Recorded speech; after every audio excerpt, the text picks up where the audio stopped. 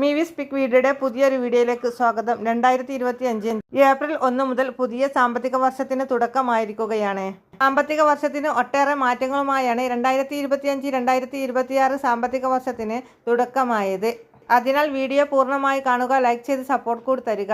ആദ്യമായി അറിയേണ്ടത് 3 മാസം വരെ ഉപയോഗിക്കാത്ത മൊബൈൽ നമ്പറുകൾ UPI അക്കൗണ്ടിൽ നിന്നും നീക്കും. സൈബർ തട്ടിപ്പുകൾ കുറയാനാണ് പുതിയ സംവിധാനം കൊണ്ടുവരുന്നത്. രണ്ടാമത്തെ മാറ്റം, ആദായ നികുതി പുതിയ സ്ലാബിൽ പൂർണ്ണമായും. ആദായ നികുതി ഒഴിവിനുള്ള വാർഷിക വരുമാന പരിധി ഏപ്രിൽ 1 മുതലുള്ള പുതിയ സാമ്പത്തിക വർഷം മുതലുള്ള 7 ലക്ഷം രൂപയിൽ നിന്ന് 12 ലക്ഷം രൂപയാകും. ശമ്പളം വാങ്ങുന്ന വ്യക്തികൾക്ക് 75,000 രൂപയുടെ സ്റ്റാൻഡേർഡ് കിഴിവ് ബാധകമാകും. ഇത് ഫലത്തിൽ 12 നികുതി വ്യവസ്ഥയിൽ 12.75 ലക്ഷം ശമ്പളം നികുതിരഹിതമാക്കുന്നു. മറ്റൊരു മാറ്റം, 15 വർഷം കഴിഞ്ഞ ഇരുചക്ര വാഹനങ്ങൾക്കും സ്വകാര്യ മുചക്ര വാഹനങ്ങൾക്കും റോഡ് നികുതി 900 രൂപയിൽ നിന്നും 1350 രൂപയാകും.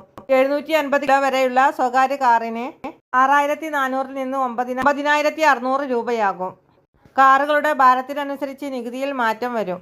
1,500 കിലോ വരെ 12,900 രൂപ, ഇതിനു മുകളിൽ 15,900 രൂപ എന്നിങ്ങനെയാണ് നികുതി. എല്ലാ ഇലക്ട്രിക് വാഹനങ്ങൾക്കും 5% നികുതി എന്നുള്ളത് മാറി. 15 ലക്ഷം രൂപ വരെ വിലയുള്ളവയ്ക്ക് 5%, 20 ലക്ഷം വരെ 8%, അതിനു മുകളിലുള്ളവയ്ക്ക് 10% നികുതി കൂട്ടി. ഇരുചക്ര മുചക്ര വാഹനങ്ങൾക്ക് നികുതി 5% തുടരും. സംസ്ഥാനത്ത് ബജറ്റിൽ പ്രഖ്യാപിച്ചിരുന്ന ഭൂനികുതി വർധനവ് ഏപ്രിൽ 1 മുതൽ നടപ്പിലാവുകയാണ്. ഭൂനികുതിയിൽ 50% വർധനവ് വരുന്നത്. ഭൂമിയുടെ വർധനവ് അനുസരിച്ച് സ്ലാബ് അടിസ്ഥാനത്തിലാണ് നിരക്ക് കൂടുന്നത്.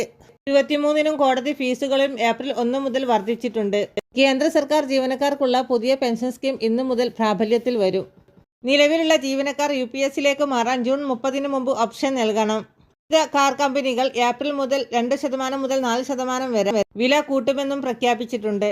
24 മണിക്കൂർ ഏതെങ്കിലും ഒരു ജില്ലയിൽ മൊബൈൽ സേവനം മുടങ്ങിയ പ്രീപെയ്ഡ് ഉപഭോക്താക്കൾക്ക് ഏപ്രിൽ 1 മുതൽ നഷ്ടപരിഹാരം ലഭിക്കും എന്നുള്ളതാണ് മറ്റൊരു മാറ്റം.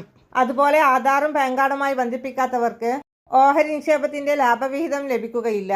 കേരളത്തിൽ തൊഴിലുറപ്പ് പദ്ധതിയുടെ വേതനം ഇന്നു മുതൽ കൂടും. 346 രൂപ എന്നുള്ളത് 23 രൂപ കൂടി 369 രൂപയാകും. സംസ്ഥാന സർക്കാർ ജീവനക്കാരുടെ ക്ഷാമബത്ത 3% കൂടും. ദിവസവേതനക്കാരായ ജീവനക്കാരുടെ ശമ്പളം 5% ഉയരും. രാജ്യത്ത് ഉടനീളമുള്ള ഹൈവേ സെക്ഷനുകളിൽ ടോൾ നിരക്ക് ശരാശരി 4% മുതൽ 5% വരെ വർദ്ധിപ്പിച്ചതിനാൽ ദേശീയ പാതകളിലും എക്സ്പ്രസുകളിലും യാത്ര ചെയ്യുന്നവർ കൂടുതൽ പണം നൽകേണ്ടി വരും. രാജ്യത്തുടനീളം ദേശീയപാതകളിൽ വാഹനം ഓടിക്കുന്നവർക്കുള്ള പുതിയ നിരക്കുകൾ ചൊവ്വാഴ്ച മുതൽ നിലവിൽ വന്നു. സംസ്ഥാനത്തെ മുൻഗണനാ റേഷൻ കാർഡുകാരായ AAY മഞ്ഞ, PHH പിങ്ക് റേഷൻ കാർഡുകളിലെ അംഗങ്ങളിൽ EKYC അപ്ഡേഷൻ മാർച്ച് 31 വരെ പൂർത്തിയാക്കാത്ത അംഗങ്ങളുടെ റേഷൻ വിഹിതം ഏപ്രിൽ മാസം മുതൽ മുടങ്ങും. മസ്റ്ററിംഗ് പൂർത്തിയാക്കുന്ന മുറയ്ക്കായിരിക്കും അവർക്കിനി റേഷൻ വിഹിതം പുനഃസ്ഥാപിച്ച് കിട്ടുക. ഏപ്രിൽ മാസത്തെ റേഷൻ വിഹിതങ്ങളുടെ വിതരണം ഏപ്രിൽ 5 ശനിയാഴ്ച മുതലാണ് സംസ്ഥാനത്ത് ആരംഭിക്കുക. സംസ്ഥാനത്ത് ക്ഷേമ പെൻഷൻ ഗുണഭോക്താക്കളായ 60 ലക്ഷത്തോളം പേർക്ക് കുടിശ്ശികയായിരിക്കുന്ന 3 ഗഡു പെൻഷനുകൾ പുതിയ സാമ്പത്തിക വർഷം ആരംഭിക്കുന്ന ഏപ്രിൽ മുതൽ വിതരണം ആരംഭിക്കും. 3 മാസത്തിലെ കുടിശ്ശികയായ 4,800 രൂപയാണ് ഈ സാമ്പത്തിക വർഷത്തിൽ 3 ഘട്ടങ്ങളായാണ് വിതരണം ചെയ്യുക എന്നുള്ളതാണ് സർക്കാർ വ്യക്തമാക്കിയത്. ഇതിലൊരു കുടിശ്ശികയുൾപ്പെടെ 3,200 രൂപയായിരിക്കും ഈസ്റ്റർ വിഷു പ്രമാണിച്ച് ഏപ്രിൽ മാസത്തിൽ വിതരണം ചെയ്യുക.